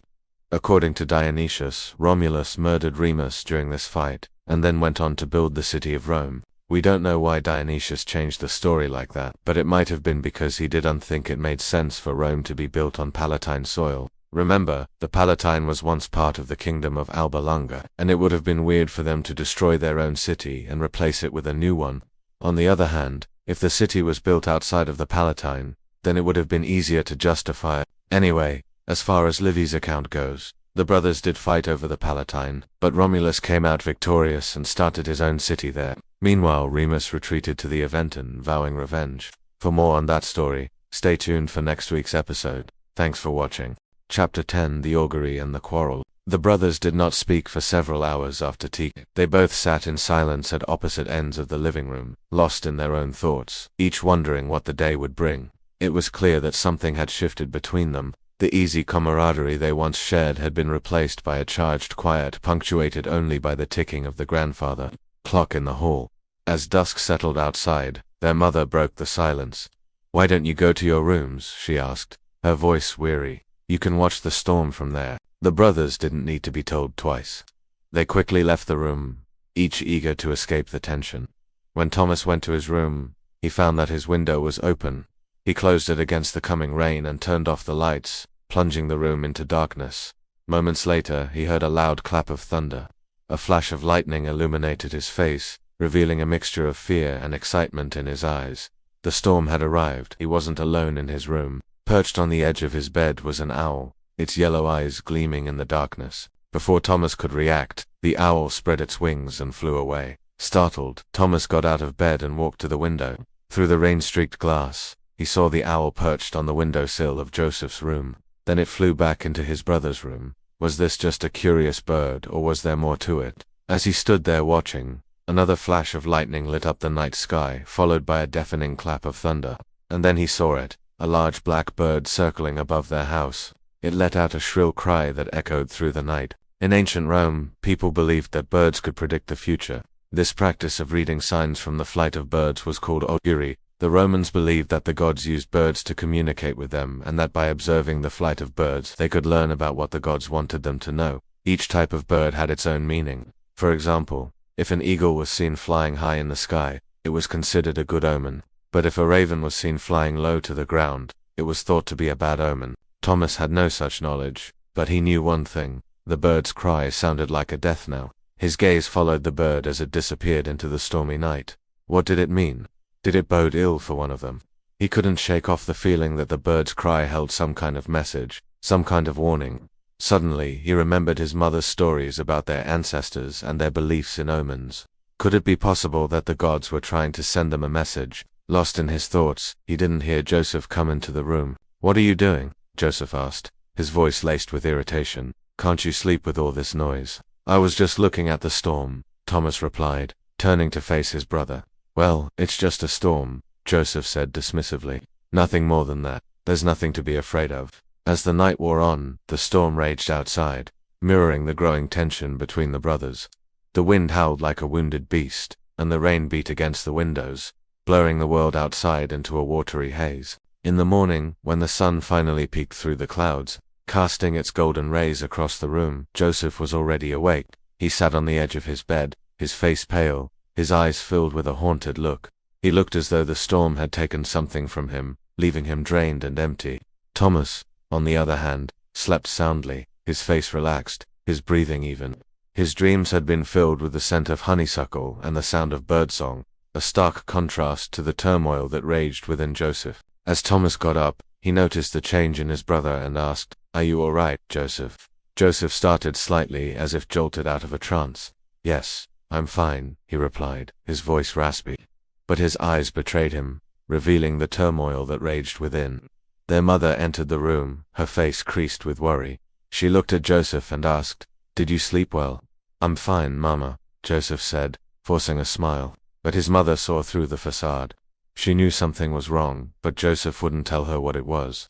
The brothers went down to breakfast in silence. Their usual banter was missing, replaced by a heavy silence that hung between them like a shroud. Their mother tried to break the silence, but her attempts were clumsy and awkward. The food tasted bland and the coffee bitter. None of them could focus on the task at hand. They were all too preoccupied with their own thoughts. After breakfast, Thomas went to his room to change. He put on a tunic and fastened his belt, then went to the window.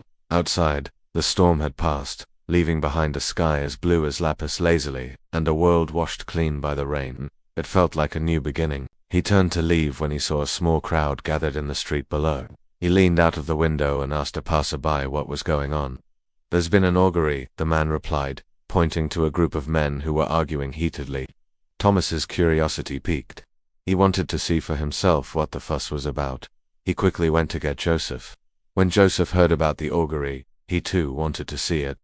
As they approached the crowd, they could hear the excited murmurs of the people. Thomas and Joseph pushed through the crowd to get a better view, but all they saw were a few scattered leaves and a muddy puddle. "That's it," Thomas said, his voice filled with disappointment. "Where is it?" The brothers looked at each other, a mix of confusion and annoyance on their faces. "It's gone," Thomas said, shaking his head. "The bird is gone." "Don't be ridiculous," Thomas snapped. He knew that Thomas was right, but he couldn't help but wonder if the bird's disappearance was a bad sign. The weight of unspoken words and buried resentments pressed down on them, making each step a chore. As they neared their home, the argument began. It started subtly enough with raised voices and harsh words, but soon it escalated, spilling out onto the streets like a torrent. "You saw the bird and you didn't tell me." "Because we always share these things," Thomas said, his voice rising. "We look for omens together. We don't need to rely on silly superstitions to guide us. You think I'm a fool for believing in omens? You're the one who can't accept the truth, that we're on our own," Thomas said, his eyes blazing. "You have no right to speak to me like that." "Because I'm older," Joseph said, his face flushed. "You're so much older than me, Joseph, 2 years. "Oh, I'm sorry," Thomas said, backing away slowly. As the argument continued, the brothers stopped paying attention to their surroundings. They didn't notice the people who stopped to stare at them, nor did they care. They were consumed by their own anger, and so the brothers kept on arguing, each trying to outdo the other, each wanting to win the fight. They argued about everything and nothing, their voices echoing through the empty streets like the cries of wounded animals. In the end, it was Thomas who threw the first punch. He forgot that they had shared laughter and secrets.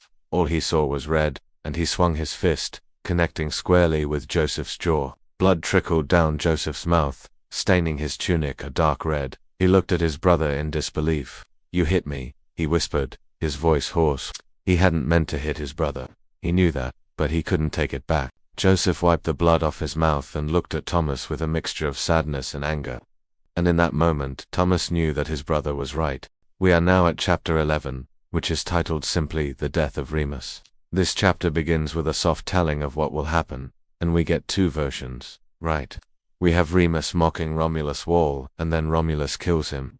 Or Remus is so upset about being betrayed by his twin that he runs off in anger and then trips and falls to his death. Yeah, that's a little bit different than the more common telling where Remus is just straight up murdered by Romulus. But it's not exactly a change of pace, because either way, this story ends in violence and tragedy. As we open the chapter, we see young Romulus walking along the top of the wall that was built that day. He's got a heavy heart because earlier Remus tried to attack him with a sword. It was a surprise attack and Romulus parried the blow and then they fought for a bit. But then Romulus just kind of walked away from him. He didn't want to fight and kill his brother, so Romulus is feeling sad. And then in walks King Amulius and his daughter, Princess Ilia now. Ilia is still in love with Romulus, even though he rejected her advances and told her that he could never marry her. She loves him anyway, and she's walking here with her father because she's still trying to convince him to let her marry Romulus. But Amulius is not having it. He's like, "You cannot marry that guy. I mean, he killed your mother. He's a murderer." And she's all, "He didn't mean to. And also, that was before I knew him. This is the man that I love." But her father's like, "No, no, no, no, no, no, no, no." And this angers Ilia, so she breaks down and cries. Now, while all this is going on, Romulus sees Remus standing up on top of the wall and waving a sword. He's yelling, "Ha ha, Romulus, come out here so I can kill you. You know, Remus is still pissed off that Romulus attacked him, and even though Romulus didn't want to fight him, Remus is still like, hey, you hit me first, bruh. I had to defend myself. Come on, man, don't be a coward. Don't hide up there on the wall. Come on down here and let's finish this. But Romulus refuses. He doesn't want to fight his brother and kill him. He's like, no way. And Remus gets pissed off by this and decides to climb down the wall and run away. Now, when he does this, Amulius grabs a spear and throws it at him. And again, Romulus steps in front of his brother to take the spear hit for him, and the spear goes right through Romulus's shoulder. Now, Amulius is shocked to see this. He's like, whoa, wait, what the hell just happened here? Romulus pulls the spear out of his shoulder and he looks at his brother and he's like, you okay? And Remus is shocked that his brother would put himself in harm's way to save him, and he's like, yeah, I'm okay. Thank you, Romulus, thank you. And at this moment, Remus realizes that maybe what he's doing is wrong, that he needs to stop this fight.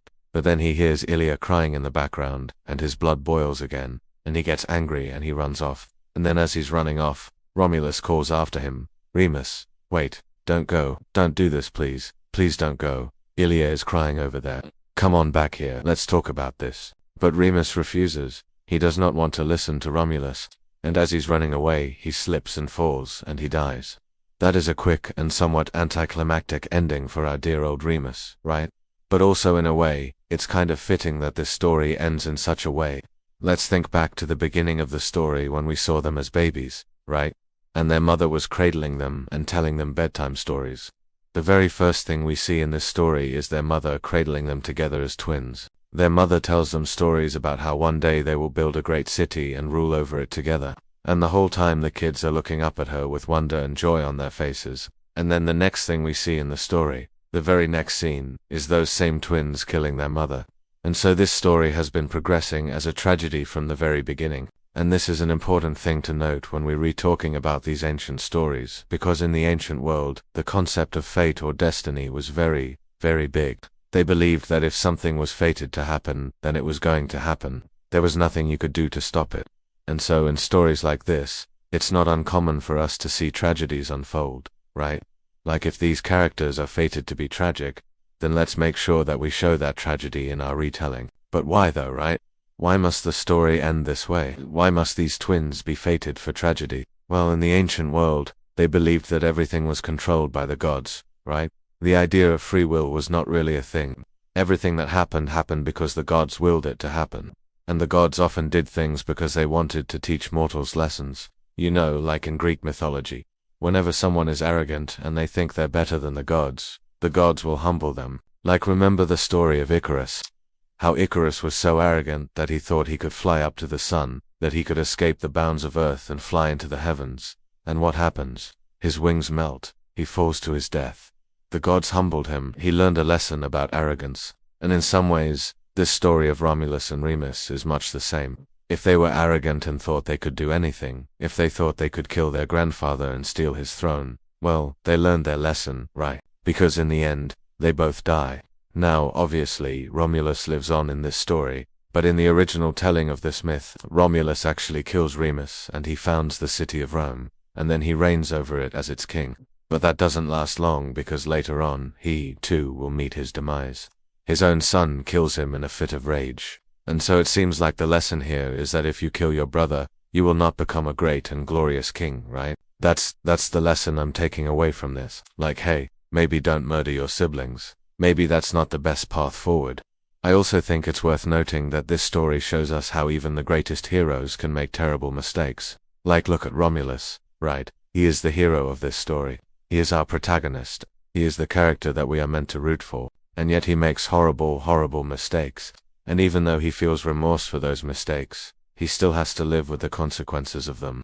You know, in the original telling, he kills his brother and he founds Rome, but he will never be able to forget what he did. Every year, on the anniversary of his brother's death, he has to walk around the city walls and sacrifice a black ram to the god of the underworld. He will never forget this. And I think that's a powerful lesson for us as readers to take away. Like, hey, even if you do great things, if you do bad things, you still have to live with those consequences. So overall, this is a pretty grim chapter. As we wrap it up, we see Amulius walk up to Romulus and say, hey, I've decided to name you king. But let us hold off on the celebration for like 6 days, because we got Tamor and Remus first. So Romulus is like, okay, yeah, sure, whatever you want. And so the next 6 days are spent in mourning. And during this time, everyone is super depressed. Even Ilia doesn't want to be happy and celebrate because she is still in love with Remus and she wishes that he was the one becoming king. Well, that's it for chapter 11. Join us next week for chapter 12. Also, don't forget to leave us a review on Apple Podcasts. We'd really appreciate it. And thank you all so much for listening. I'm your host, and this is chapter 12 of our series where we are reading and discussing the best-selling book of all time, The 7 Habits of Highly Effective People by Stephen R. Covey. In this chapter, the author talks about how Rome wasn't built in a day. But have you ever wondered how Rome was built? That's what we're gonna do today. My friends, welcome to the channel. Give us a thumbs up if you are new here, and subscribe so that you never miss any of our videos. Let's dive right into it. Alright, let's begin with our summary. As you probably know, Romulus is the legendary founder of Rome, and in this section, Covey tells us the story of how Romulus named the city Roma, which in Latin means both strength and peace.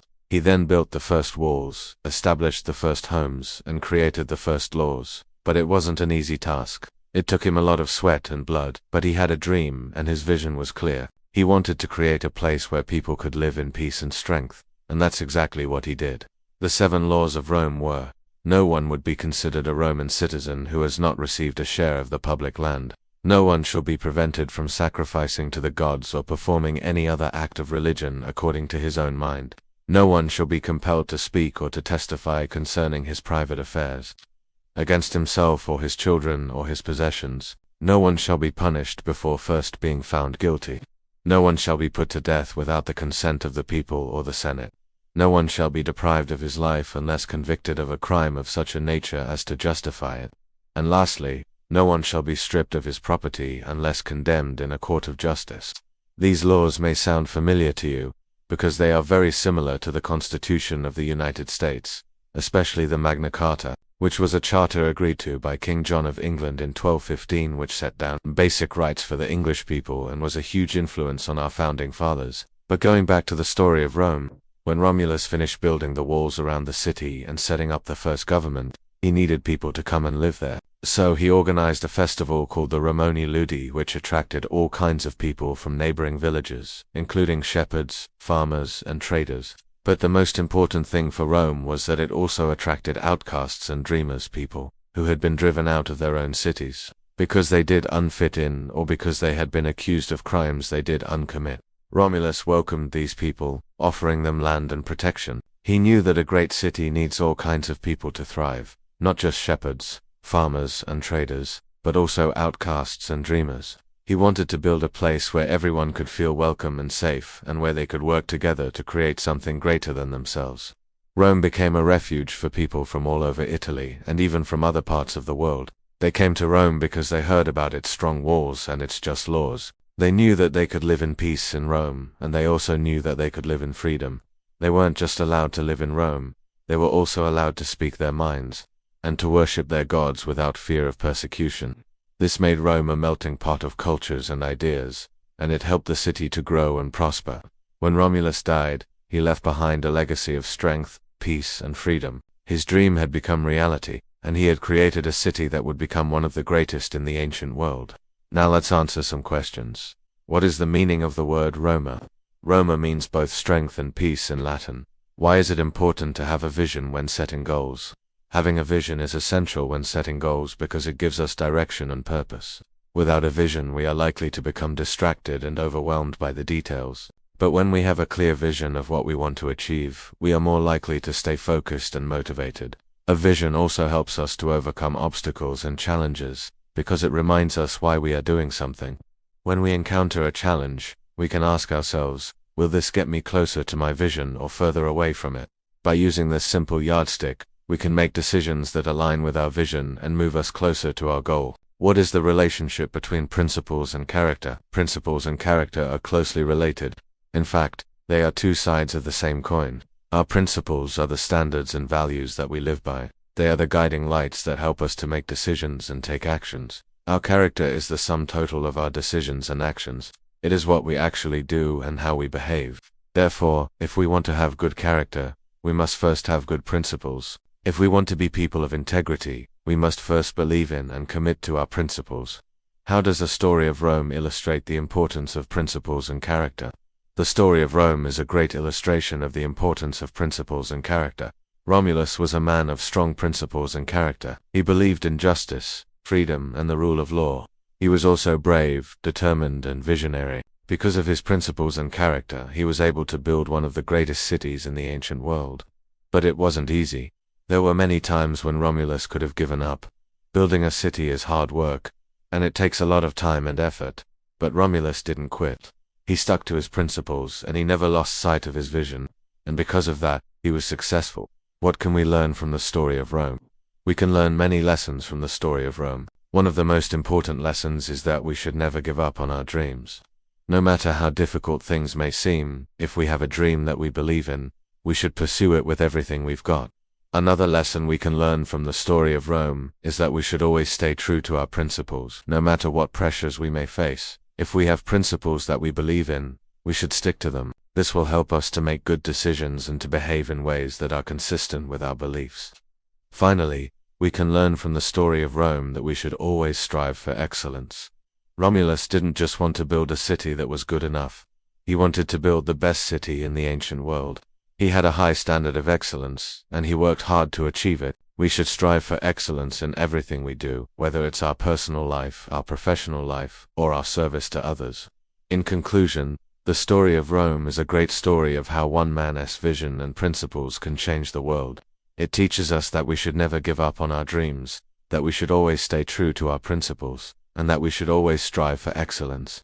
Let's apply these lessons to our lives and see what we can accomplish. So now we'd like to hear from you. What are your thoughts on this chapter? What are some of the ways that you can apply the lessons it teaches to your life? Please leave your comments below. And don't forget to like and subscribe so that you never miss any of our videos. Thanks for watching. See you next time. It's time for Chapter 13, Summary.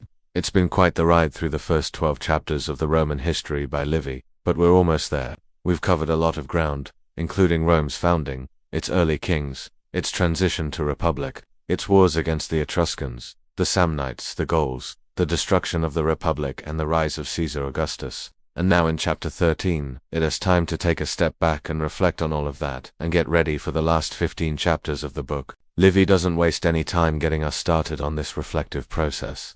He opens the chapter with some gentle words about the nature of history writing, saying that historians don't just record what happened, they interpret it as well. They make judgments about what is important and what isn't. Livy wants his readers to keep this in mind as they hear about Rome's origins. Historians often have their own biases and agendas, they can't help it. Even Livy himself has a pro-Republican bias, as we saw in Chapter 7 when he said that the kings didn't really do anything for Rome, that everything good came from the Republic. So while Livy is our most important source for the early Republic, we should always remember that he's not an objective historian. He's a historian with a mission to show how great the Romans are and to explain why it was inevitable that they would become masters of the Mediterranean. With that warning out of the way, Livy dives right into Rome's self-image, specifically the story that the Romans told themselves about their origins. The she-wolf suckling Romulus and Remus is probably the most famous piece of propaganda ever created. But how did it come about? According to Livy, it started with the Alban king Numitor. After he was deposed by his brother Amulius, he went into exile in the neighboring city of Laurentum. There he had a son who would be named Aeneas. This Aeneas, according to Livy, was actually the founder of the house of Julius Caesar, the dynasty that produced both Julius Caesar and Octavian. But more importantly, he had a daughter who would one day become Rhea Silvia, mother of Romulus and Remus. When Numitor reclaimed the throne of Alba Longa, he allowed Rhea Silvia to return home to live in a temple at the foot of the Palatine Hill. She was given a special honor, the duty of keeping a sacred fire burning night and day. One day Mars, the god of war, sneaked into her temple, lay down next to her and impregnated her. Soon afterwards she gave birth to twin boys, Romulus and Remus. Now Livy tells us that this is where things got weird. Amulius was so obsessed with keeping the throne of Alba Longa that he even tried to kill these twins, but he couldn't. As Livy puts it, it wasn't possible for human violence to touch them. Then he tried to trick them, dressing the twins up as girls and giving them to a she-wolf as wet nurses. But once again, something miraculous happened. The wolf took the twins up to the top of the Palatine Hill and nursed them herself.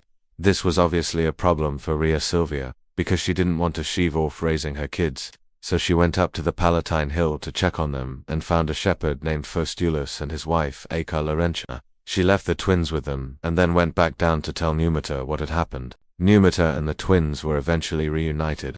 Romulus became the king of a new Rome on the Tiber River, and Remus became the king of an old Rome near the Alban hills. Okay, so that's the basic story, and Livy seems to imply that it's all true. But here's the thing. This story comes from the 4th century BC. That's almost 600 years before Livy wrote it down. And like everything else we've talked about, it's been heavily mythologized. Livy takes this opportunity to remind us of that. In fact, let's read the relevant passage together. See how he writes. What men hold to be true, that is true. That's what he says. What men hold to be true, that is true. Livy is basically telling us that the true story might not be the one that he's telling. To understand this story, we need to put ourselves in the shoes of the ancient Romans. Why would they have embraced this tale so wholeheartedly? Well, for starters, it gave them a noble origin story. They could trace their lineage back to the gods, especially Mars, the god of war, which explained why the Romans were such fierce warriors. It also linked them to the legendary founders of Italy, the Greeks from Troy. And most importantly, it connected them to the earlier kings of Latium, the region that Rome was located in. You see, when the Romans overthrew the last king of Rome in 509 BC, they didn't sever all ties with the monarchy. They continued to venerate many of the former kings, especially those who came from the ruling houses of the Albans and the Laurentines. And the story of Romulus and Remus showed that the new Rome was simply continuing the work of the kings. In other words, it was inevitable that Romulus would become king of Rome. If we look at the archaeological evidence, we see further connections to the kings. For example, after the traditional date of the founding of Rome, 753 BC, the next datable event in early Roman history is the construction of the Temple of the Dioscuri on the Forum in 509 BC, but that temple was destroyed by fire in 499 BC and rebuilt. And guess who shows up to dedicate the new temple in 498? King Amulius. Even though the Romans had supposedly overthrown the kings, they still remembered their supposed contribution to Roman history. So that's why Rome's people embraced this legend as their origin. But what about the she-wolf? What does this symbol mean to the ancient Romans? Well, let's turn to another one of our foundational texts for an answer. Ovid's Metamorphoses. Remember, Ovid was a Roman poet who wrote around the same time as Livy, and he knew how powerful symbols were. Let me read you a couple of relevant lines from Book 7 of the There she leaves the twins and runs back to the city, where she meets a she-wolf. Wild and untamed and fierce, yet gentle toward them. Although a savage beast, she is softened by their swaddled heads and is overcome by tender feelings and sucks them eagerly. A nearby shepherd, Faustulus by name, spies them there and hides away the twins in his country cottage. And later he says this about her. If only I could change this wild animal into a woman, I would give her as wife to the man of my choice. So useful is she already, so obedient and docile. You get the idea. The she-wolf is a symbol of the nurturing power of motherhood, even if that mother is a wolf. Let's go back to Livy. He too links the she-wolf to motherhood. Here's what he says. No mother could have cared for her children more tenderly than she did for theirs. With her, they say, Romulus and Remus lived 12 whole months, suckled by a she-wolf and cared for by a wood shepherdess. Again, the point is that the she-wolf represents the best qualities of Roman mothers: loyalty, fierceness, and gentleness, all at once. Let us bring things full circle and head back to the opening of the chapter, where Livy warns us that historians shape our understanding of the past. Well, no historian is more powerful than Ovid. His Metamorphoses is the story of the transformation of the world. Everything changes, everything except the she-wolf. She's a constant presence throughout Ovid's epic. At one point he even calls her a star. She never fades away.